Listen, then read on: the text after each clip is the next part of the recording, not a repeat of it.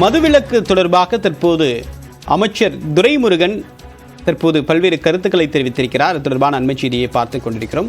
கள்ளச்சாராயத்தை நோக்கி ஏன் மக்கள் செல்கிறார்கள் என்பதற்கும் அவர் சில கருத்துக்களை தெரிவித்திருக்கிறார். அவை முன்னவர் துரைமுருகன் மதுவிலக்கு முழுமையாக வேண்டும் என்ற கோரிக்கை இருக்கக்கூடிய நிலையில் அது தொடர்பாக ஒரு கருத்துக்களையும் தெரிவித்திருக்கிறார்.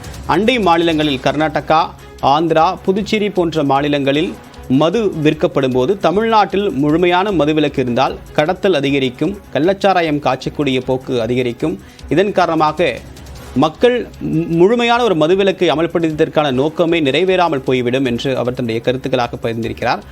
அரசு விற்கக்கூடிய மதுவில் போதிய அளவுக்கு கிக் இல்லாததால் மக்கள் கள்ளச்சாராயத்தை விரும்புவதாகவும் அவை முன்னவர் துரைமுருகன் தெரிவித்திருக்கிறார்.